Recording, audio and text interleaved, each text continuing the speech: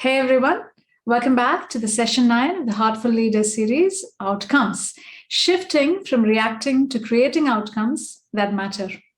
Now, does it really matter, how many tasks you or your team has completed successfully if the team or customers are unhappy in the end? Now is the time to ask yourself, how do you create outcomes that matter? Now, we're often overly focused on the result rather than the why or the higher purpose of the task. And if we are self-aware, we'll be able to pick it up at some point. Anyway, we will talk about this and explore how meaningful outcomes can still be achieved in an era of global pandemic during this webinar. And once again, I'm very happy to welcome Dave to the Pearl platform. This is actually his second time on Pearl. He is from Atlanta, Georgia, and is currently CIO at Cantaloupe. He has been a heartfulness meditator for over 6 years and has seen the physical, mental, emotional, and spiritual benefits of meditation firsthand in his own life and in others. As a heartfulness trainer, he has conducted regular meditation sessions online and in the workplaces. When he's not applying lessons of meditation at the office, Dave can usually be found at his piano, building something in his shop, or just hanging out with his family. And good to see you again, Dave. And I'm happy that you were able to accommodate this webinar at such a short notice. So how are you? I've been great. Lakshmi, how are you? Good, thank you. Now, I'd like to start off with the question on, what is outcome? What do we mean by outcome? And I've also been wondering about, the difference between output and outcome. So typically when I think of output, I think of getting tasks completed, right?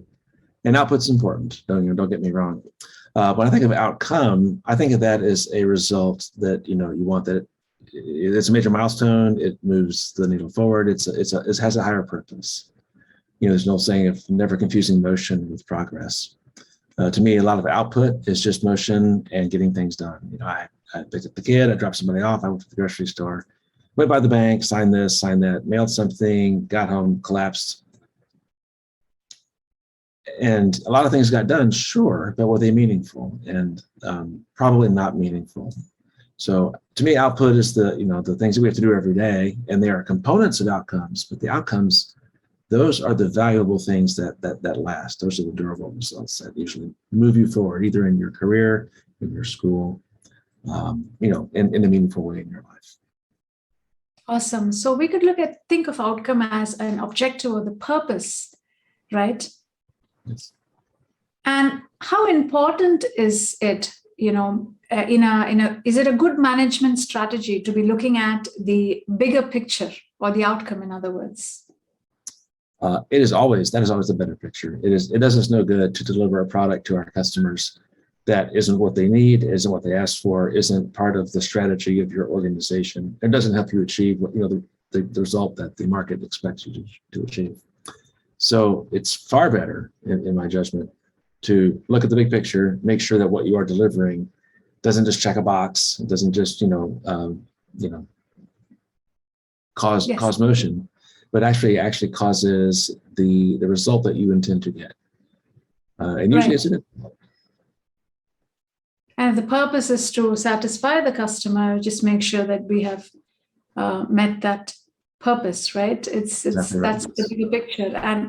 And it's true in a way, if the purpose was authentic, definitely, it is definitely felt by the team members as well.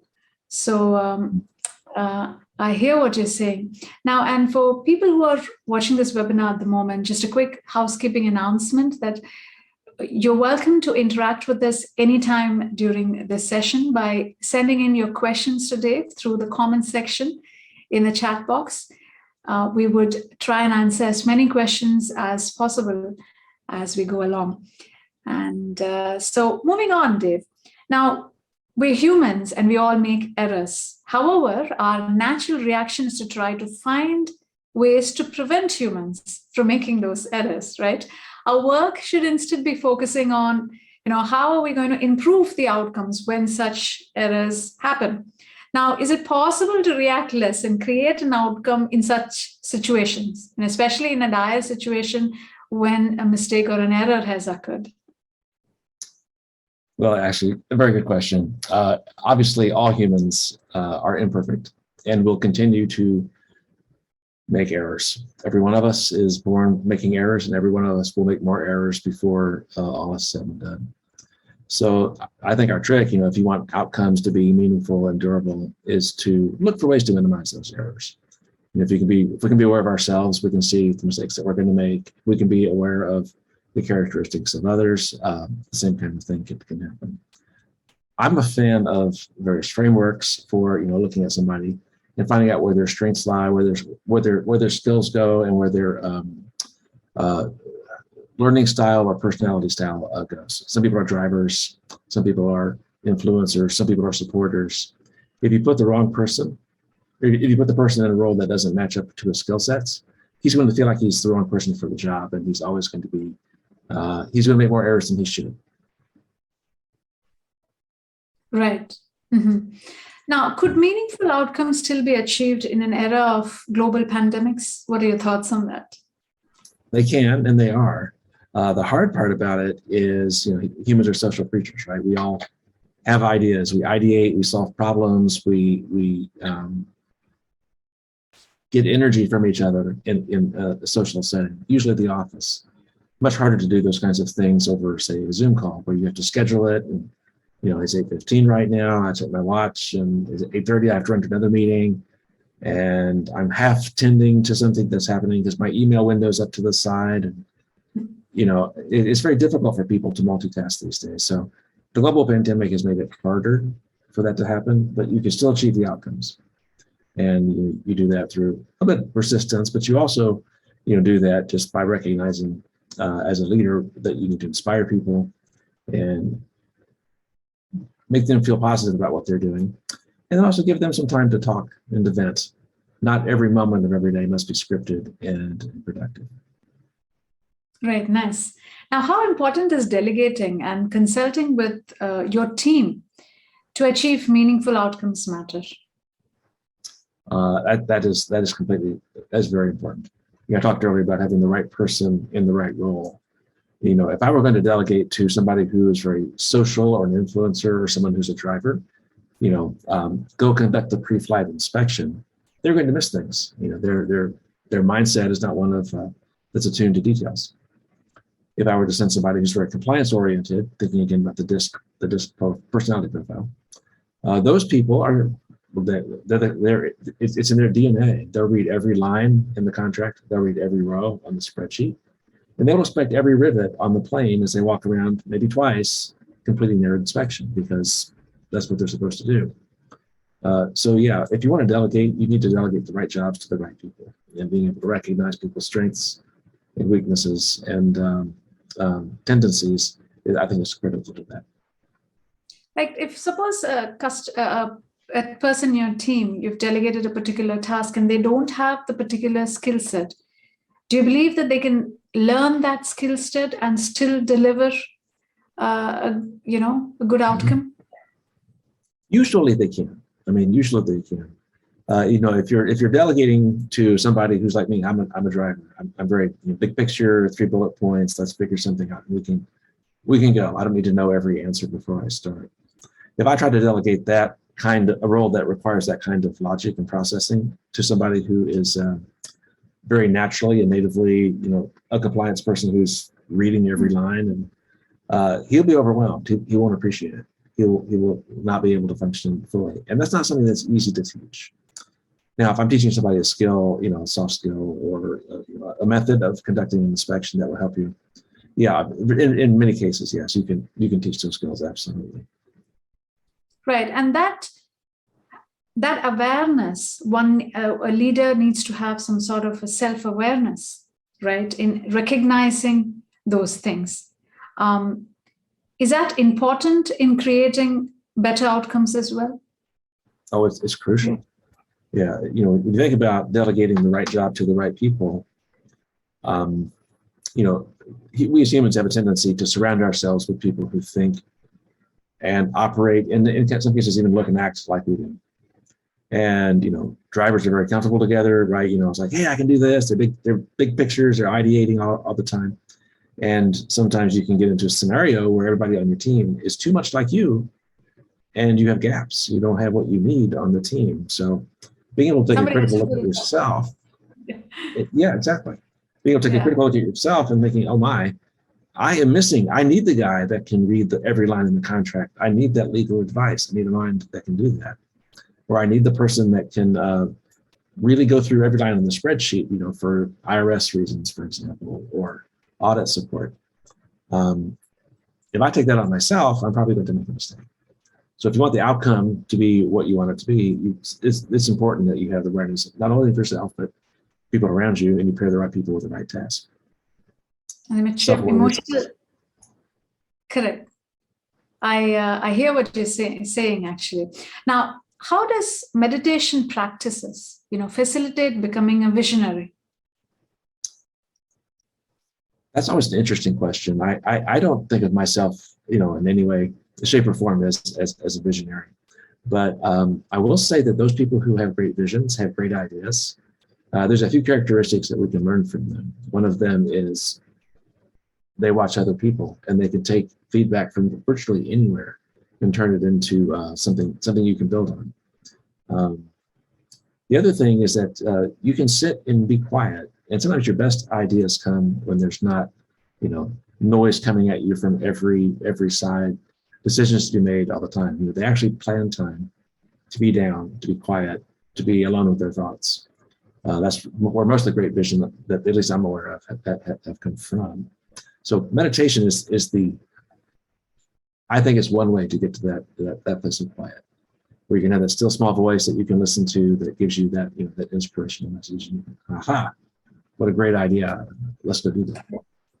That eureka moment, right? Certainly that quiet time does help us, dive deep. And they always say that the inner guidance is always available, waiting to be recognized and used. And I truly believe that quiet time does help us in connecting with those ideas.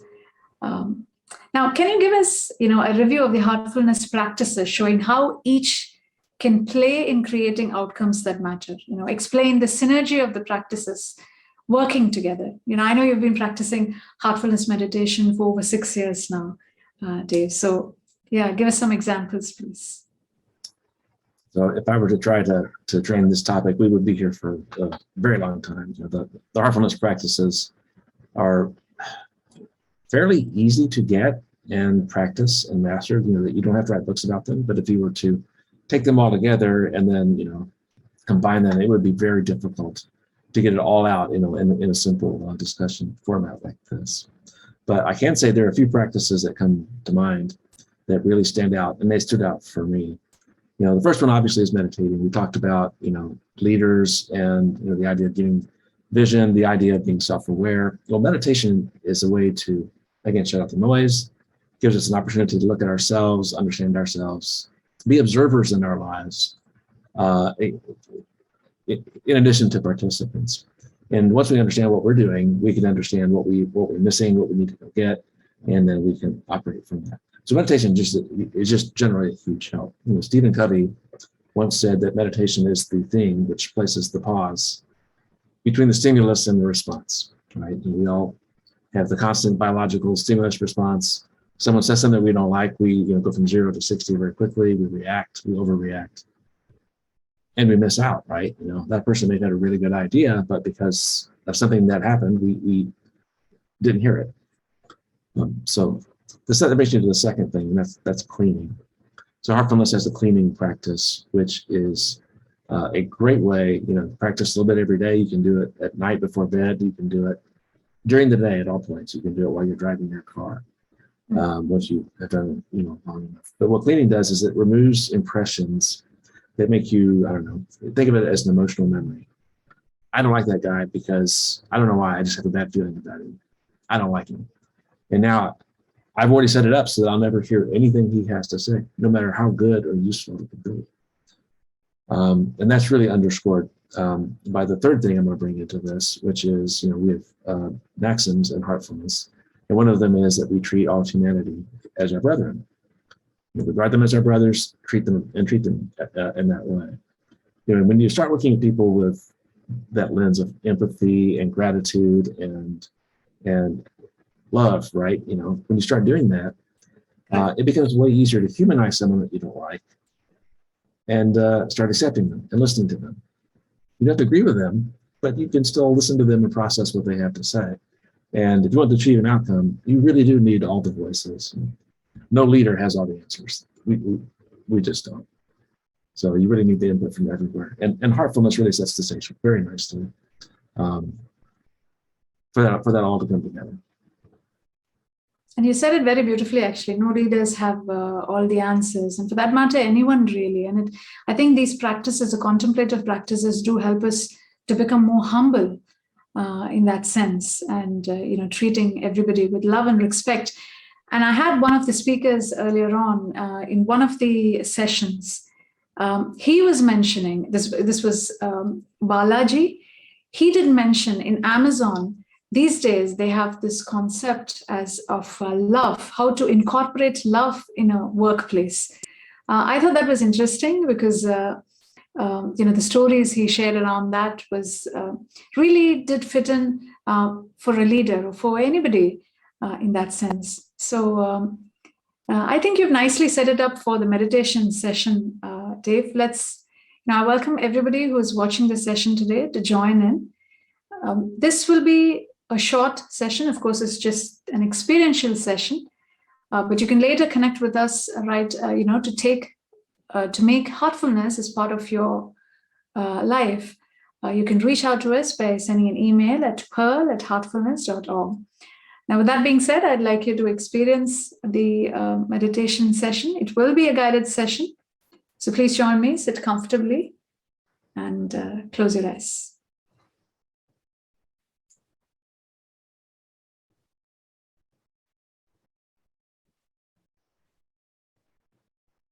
Let's begin with the toes.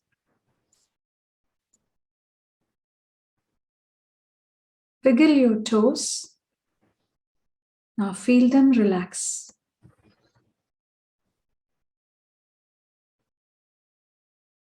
Relax your ankles and feet.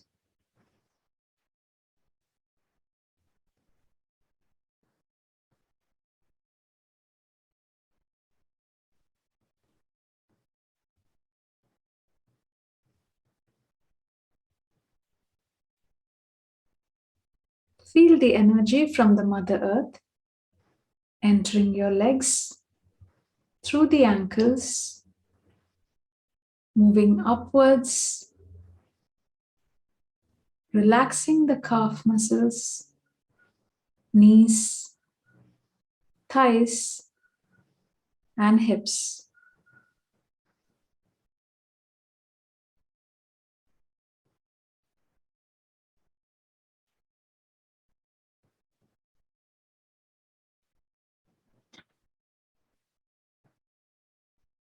Now feel how both your legs are completely relaxed. Take a deep breath in and a deep breath out. Relax. Relax your hips, stomach, and waist.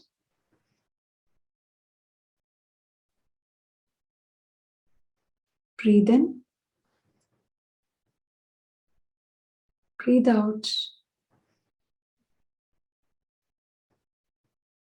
And relax.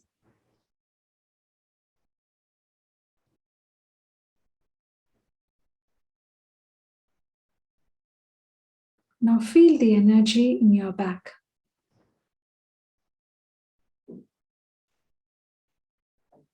From the top to the bottom, your entire back is relaxed.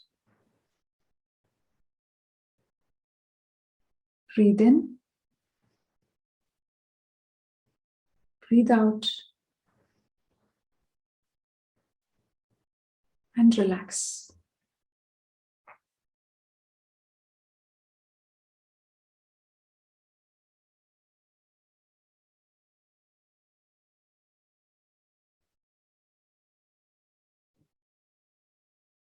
Now relax your chest and shoulders. Feel your shoulders simply melting away.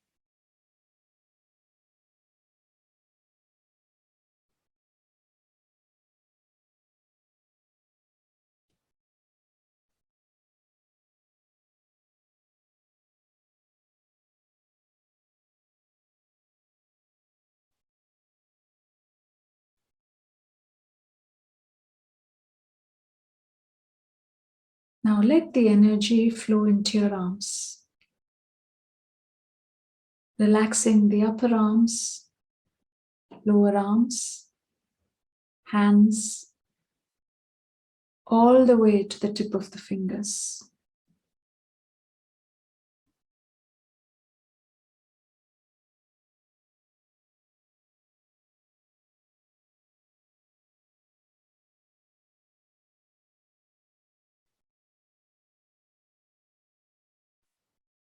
Now feel how both your arms are completely relaxed.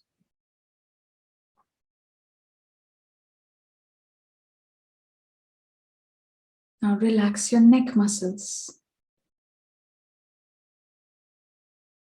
Release any tension you may be holding there.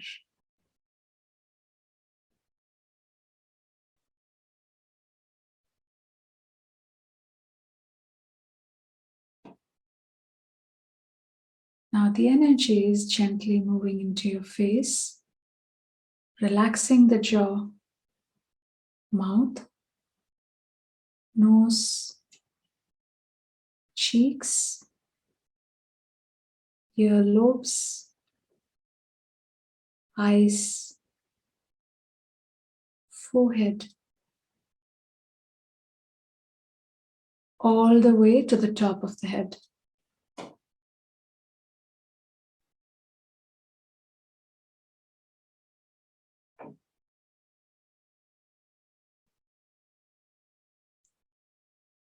Now feel how your whole body is completely relaxed.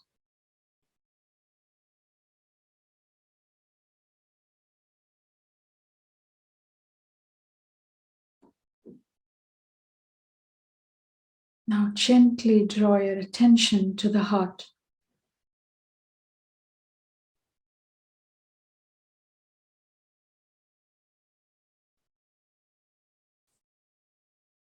Imagine a source of light that's already in your heart is illuminating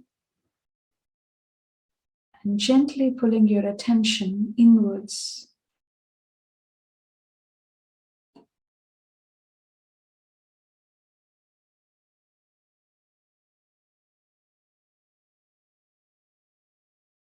Be very gentle with yourself.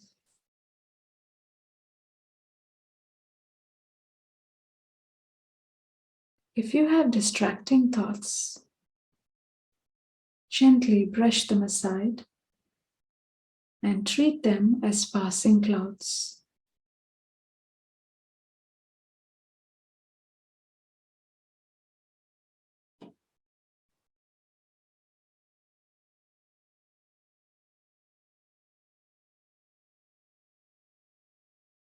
Gently pin your attention on the thought of light in the heart.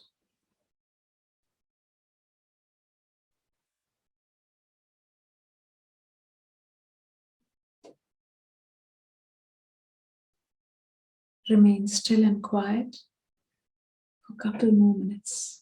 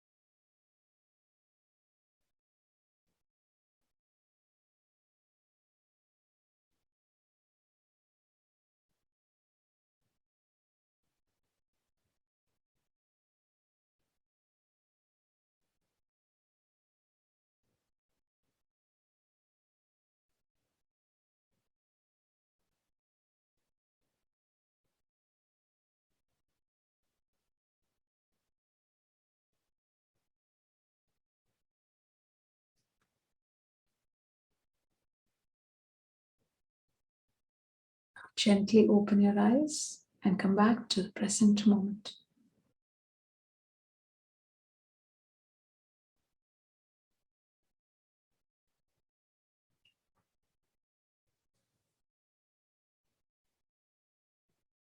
So thank you everyone for experiencing this part of the webinar. I hope you enjoyed experiencing heartfulness meditation. Like I previously said, it's just a short experience of the practice itself. Certainly, it helps the mind become more regulated, and thereby our thinking and intellect is refined, and we embark on a new life of balance, excellence and higher aspiration. So back to you, Dave. I've always enjoyed the nice conversations with you. Today as well was one another great session. So any last words of closing from you? Yeah. I like the quote by John F. Kennedy, who said, "Build the roof while the sun is shining." Practice meditation now so that your mind is in a good place when you need it. Because someday the storm clouds will come and we try to practice meditation, then it'll be hard to help. So practice it sooner. Build the roof while the sun is shining. Thank you. That was wonderful, actually. Sorry, whose quote was that? I believe it was John F. Kennedy. Okay. Thank you. And some of the takeaways from this webinar that I had was, one can be a truly heartful leader. And, some of the characteristics for that I've understood from this conversation was, we can always start off by creating that space within us by adopting, any contemplative, meditative practices that helps us in stilling the mind. And that way we are able to evolve constantly, inspire our team members, encourage them for collaborative work and, being more open and transparent. And assess your priorities, every now and then, and always keep learning to change and adapt as needed. Now, these were some of the takeaways for me, and I'm sure each one of us who are watching this did have something to take away from this webinar too. If you found something interesting, if you had a question, please, put them in the comment section, send us your feedback. We'd always love to hear from you and interact with you that way. Now, with that being said, I'd also like to tell you that our next session is the final session of the Heartful Leader Series. It will be the grand finale, the 10th session. We'd love to see as many of you join us and ask your questions to the speaker. So I hope you all enjoyed this session. Thank you once again, Dave. Thank you, audience. And until we see you all next, take care and bye for now.